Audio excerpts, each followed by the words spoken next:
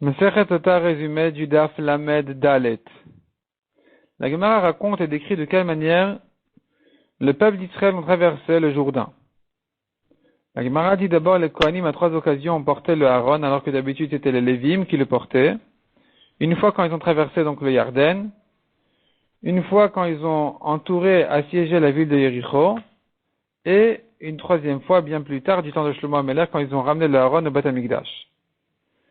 La Gemara continue à raconter, dès que les Kohanim ont trempé leurs pieds dans l'eau, les eaux du Yarden ont fait marche arrière, se sont dressés très haut pour que tout le monde puisse traverser à sec le Yarden. Quelle était la hauteur de l'eau du Yarden quand c'est monté comme ça comme une muraille? La Gemara ramène là-dessus une marloquette. Selon Rabbi Yehuda, une hauteur de 12 000, comme la taille, la longueur du camp d'Israël. Selon Rabbi Elazar et Rabbi Shimon, 300 000 de hauteur. 1 000, c'est à peu près 1 kilomètre. Et donc, tous les rois du monde entier ont vu ce miracle incroyable et ont pris peur d'Israël. D'ailleurs, la Gemara dit se souvenait encore de Kiryat Yam-Souf. Ils étaient encore apeurés d'Israël. Ils avaient encore peur. Ils fondaient de peur d'Israël en se souvenant encore de Kiryat Yam-Souf. Et avec ça, ils étaient complètement assommés. La Gemara dit quand ils se sont rentrés dans le Yarden, Yoshua les a arrêtés là-bas et les avertit, sachez que ce miracle-là de traverser le Yarden est fait à condition de faire la guerre et de tuer tous ces goïms-là, tous ces goïms de Canaan qui font Avodah Zara.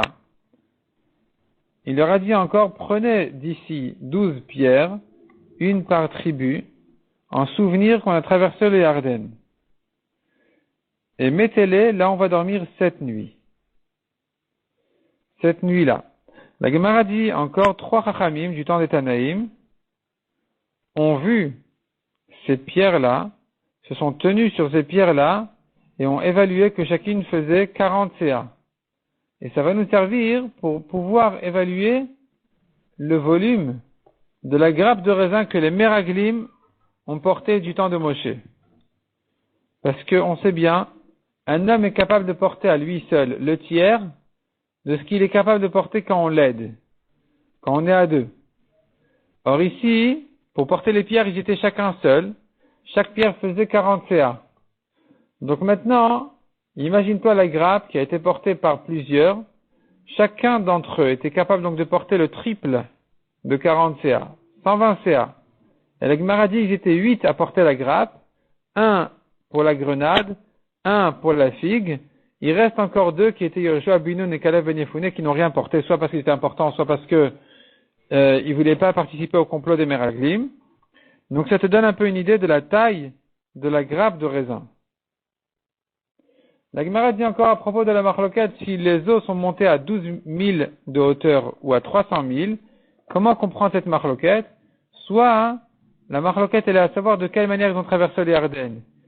Si ils ont traversé les Yarden comme ce qu'ils campaient, donc c'est-à-dire que le camp d'Israël faisait 12 000 sur 12 000, ils marchaient comme ça en traversant les Yarden, donc l'eau devait monter 12 000 de hauteur, comme la taille du camp d'Israël qui marchait 12 000 pour traverser les Yarden.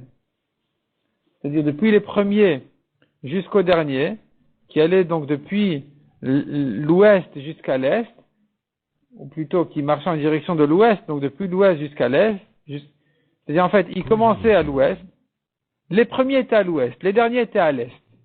Et donc ils devaient marcher, quand les premiers commençaient à traverser les Yarden, les derniers étaient encore 12 000 en arrière. 1000, c'est même Yud Lamed. Ils étaient encore 12 000 en arrière. Chaque 1000, c'est 2000 amot. Et donc, le temps qu'ils marchent 12 000 pour traverser les Yarden, c'est le temps que l'eau est montée 12 000. Celui qui dit que l'eau est montée 300 000, il pense qu'ils n'ont pas traversé les Yarden comme ce qu'ils campaient, donc en forme de carré, mais les uns derrière les autres. Et donc, ça a occupé bien sûr beaucoup plus que 12 000. C'est une manière de comprendre, ou bien la Gemara dit deuxième compréhension, deuxième Mandamar, qui dit non. Tout le monde est d'accord qu'ils traversaient comme ce qu'ils campaient, donc le camp d'Israël qui faisait 12 000 sur 12 000, mais puisque l'eau est plus rapide que les hommes, donc le temps que eux ils marchent 12 000, les eaux sont montées jusqu'à 300 000 de hauteur. La Gemara dit encore à propos des Meraglim. Hachem a dit à Moshe, envoie pour toi des hommes. Pour toi, ça veut dire pour toi si tu veux. C'est pas moi qui ai demandé. C'est pas mon conseil. Moshe a dit, la chose m'a plu. Il m'a plu à moi, Moshe, mais pas à Hachem. En envoyant les Meraglim, ils ont dit, ils voulaient envoyer des Meraglim, V'yarperu l'anouetaret. V'yarperu, c'est un double sens. C'est un sens simple qui veut dire espionner la terre. Mais le mot V'yarperu a aussi un sens de honte. Ils avaient une mauvaise intention, ils voulaient raconter la honte de la terre d'Israël. La Gemara dit que les noms que portaient les Meraglim étaient en rapport avec leurs actions. La Gemara donne deux exemples sur deux noms des Meraglim qui étaient en réalité en rapport avec le Lachon Hara qu'ils ont ramené sur la terre d'Israël. Le pasuk nous dit encore, ils sont montés jusqu'au sud de Canaan, et il est venu jusqu'à Hebron. Pourquoi tu commences au pluriel et tu termines au singulier? Réponse, seul Caleb est rentré à Hebron pour prier sur la tombe des Avot, Avraham, Yitzhak et Yaakov. Il leur a demandé de prier pour lui qu'il soit sauvé du conseil et du complot des Meraglim. Yoshua bin Nun, lui, n'avait pas besoin de prier là-bas, parce que Moshe avait déjà prié, l'avait béni, que Kadosh Baruch Hu le préserve du complot des Meraglim. Ils ont trouvé là-bas, dit la Gemara, dit le pasuk, en fait, ils ont trouvé là-bas les géants, Achiman, Sheshai, Talmai. La Gemara explique le nom de chacun tellement, en fait, qu'il vient décrire combien il était grand et géant. La Gemara dit encore, le pasuk nous dit que la ville de Hebron a été construite 7 ans avant Tsoan, la ville Tsoan d'Égypte. La Gemara dit, mais comment est-ce possible? Pourtant, Ham avait 4 garçons, qui étaient Cush, Mitzrayim, Put et Canaan. Canaan, c'était le 4e garçon de Ham. Mitzrayim, c'était le nom du 2e garçon de Ham.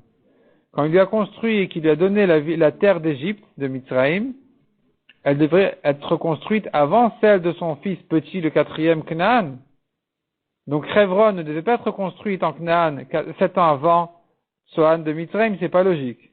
La Gemara dit non, ça veut dire qu'elle est meilleure. Elle est 7 fois mieux que Tsoan Mitzrayim. Et la Gemara dit pourtant, la meilleure terre du monde, c'est l'Égypte. On prouve des psukim. Et la meilleure ville d'Égypte, c'est Tsoan. Là-bas se trouvaient les rois. Et après tout ça, tu me dis que Hebron, qui était, comme dit la Gemara, la pire, la moins bonne, disons, la moins bonne terre en Israël, puisque c'est là-bas qu'on enterrait les morts. Et pourtant, tu me dis qu'elle était 7 fois mieux que la ville de Tsoan en Égypte. Imagine-toi donc la qualité de la terre d'Israël. La Gemara dans le daf suivant va continuer à faire des drachot sur la paracha des Meraglim, donc on va les étapes pour le daf suivant, Bezrat Hashem.